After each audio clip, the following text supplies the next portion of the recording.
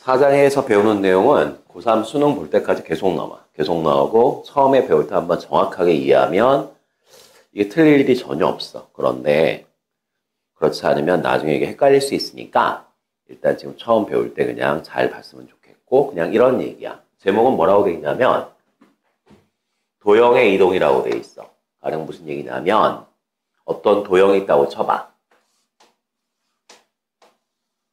어떤 도형이 있을 때 얘를 이동하는 거야. 그러면 새로운 도형이 생기겠지 뭐. 자, 도형이 있는데 얘를 이동해서 새로운 도형을 만드는 걸 우리가 도형의 이동이라고 하고 그럴 때 중요한 건 이거야. 수학을 아무리 공부를 많이 해도 도형 전체를 한꺼번에 이동하는 방법은 없다. 그러니까 제목을 보고 착각하지 말라는 얘기야.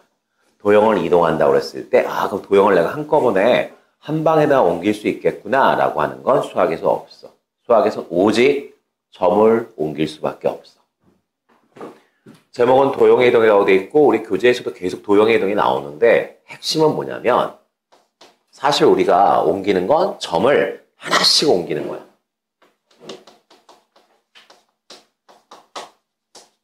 가령 자 여기에 점이 있어. 이 점을 옮겼더니 이 점이 됐다는 거야. 그 다음 여기 점이 있어. 이 점을 옮기니까 이 점이 됐다는 거야. 또 여기 점이 있고 이 점을 옮기니까 이 점이 됐다는 거야. 이런 식으로 점을 그냥 하나씩 옮기는 거야. 하나씩 아주 빠른 속도로 옮기는 거야. 그래서 남들이 볼 때는 마치 도형 전체를 옮긴 것처럼 보일지 몰라도 사실은 점을 하나씩 옮기는 거고 앞으로 수업 시간에 원래 있던 이 점들 이걸 우리가 앞으로 수업 시간에 헌점이라고 부를 거야. 그 다음 옮긴 다음에 생기는 점을 세점이라고 부를 거야. 교과서에 나오는 표현은 아닌데 이게 일단 수업 시간에 편하니까 헌점, 세점이라고 할 거고 별다른 얘기가 없으면 헌점은 x, y라고 쓸 거야. 그 다음에 세점은 x-, y- 이렇게 구분해서 쓸 거야.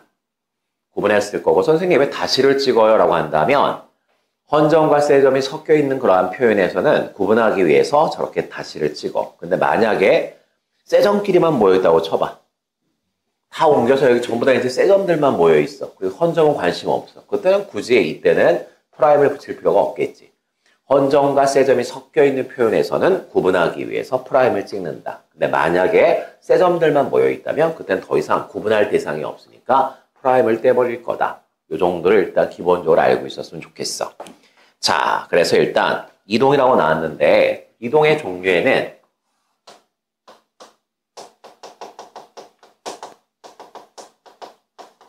평행이동이 있고 대칭이동이 있어. 평행이동이 있고 대칭이동이 있지. 그 다음 사실은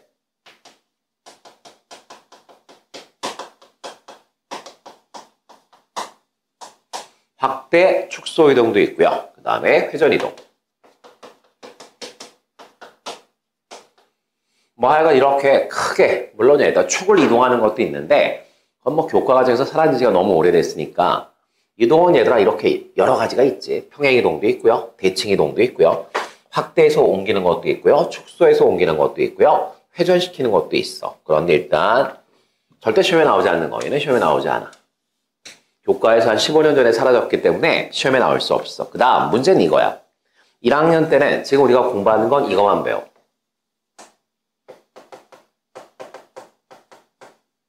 공동수학2에서 평행이동과 대칭이동을 열심히 공부한단 말이야. 그 다음 확대 축소이동은 교과서 어디를 봐도 나와 있지 않아. 고3 때까지 아무리 그냥 책을 열심히 봐도 나와 있지 않은데 실제로 상위권 아이들은 전부 다 확대 축소이동을 쓴다는 얘기야. 그래서 이거는 대수 공부할 때 그때 아마 한번 설명을 할 거야. 그냥 교과과정 바깥인데 상위권 애들은 다 알고 있는 내용이고 쟤를 사용하게 되면 훨씬 편하다는 거지. 훨씬 편하기 때문에 쟤는 따로 설명을 할 거고 이 시간에는 오직 평행이동과 대칭이동에 집중을 할 거다. 평행이동과 대칭이동에 집중을 할 거다. 자, 됐고 다시 얘는 원래 있던 도형이야. 그러면 헌도형이라고 쓸게. 그 다음 얘는 새로 생긴 도형이야. 새 도형이라고 쓸게. 그러면 선생님 헌도형은 식으로 어떻게 나타내요? 라고 하면 보통 이렇게 나타내. 는형이라고 되어 있으니까 일반형인 것 같고 그 다음 f, x, y가 도대체 무슨 뜻이에요? 라고 한다면 x와 y가 섞여있는 식이라는 뜻이야. x와 y가 섞여있는 식이다. x와 y가 섞여있는 식이다. 그러면 새 도형은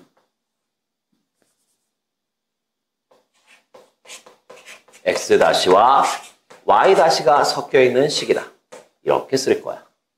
이렇게 쓸 거고 또 이걸 미친 척하고서 선생님 함수에다가 x, y라고 하는 점을 대입한 거 아니에요? 절대 그 뜻 아니에요. 그 뜻 아니고 그 뜻 아니야. x와 y가 섞여있는 식 x-와 y-가 섞여있는 식 이렇게 해서 헌도형과 쇠도형을 표현할 수 있다. 자, 그럼 이제부터 시작할 텐데 평행이동을 할 거야. 평행이동을 할 거고 자, 보겠습니다. 자, 헌점이 있고요. 쇠점이 있어. 볼게. 헌점 x, y가 있고요. 자, 보겠습니다. 평행이동이 뭔지는 알 거야. 우리가 인형 뽑기 게임. 인형 뽑기 게임에서 그 집게를 얘들아 우리가 옮길 때 어떻게 옮기냐면 가로로 왔다 갔다, 세로로 왔다 갔다 이렇게 움직이는 걸 우리가 평행이동이라고 얘기하거든. 그래서 예를 들어서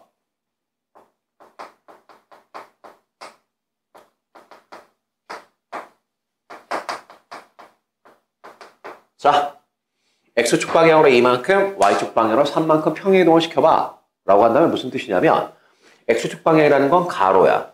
플러스 2니까 오른쪽. 만약에 마이너스 2라면 왼쪽. 그 다음 y축 방향이라고 하는 건 위아래야.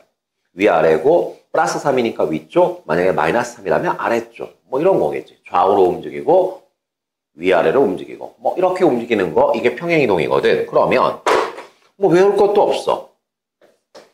x였는데 x축으로 2칸 더 가래. y였는데 y축으로 3칸 더 가래. 이게 답이겠지 뭐. 지극히 상식적인 답인데. 그런데 우리는 새 점을 뭐라고 부를 거야? x-라고 부를 거야. 그리고 y-라고 부를 거야. 따라서 얘들아 지금 평행이동이라고 배우고 있는데 외울 게 하나도 없어. 2칸 가래. 2칸 더하면 되지 뭐. 3칸 가래. 3칸 더하면 되지. 이게 점의 평행이동이다. 이게 점의 평행이동이고 얘를 일반화시키면 x축으로 a만큼 y축으로 b만큼 평행이동 시켜줄래? 라고 한다면 x축 원래 x였는데 x축으로 a만큼 더 가래. 원래 y였는데 y축 방향으로 b만큼 더 가래. 이렇게 써주면 되겠지? 이게 바로 얘들아 우리 교재 4-1번에 나와 있는 내용 전체야. 4-1번의 내용은 설명 끝났어. 4-1의 내용 설명 끝났다. 자, 4-1번 점의 평행이동.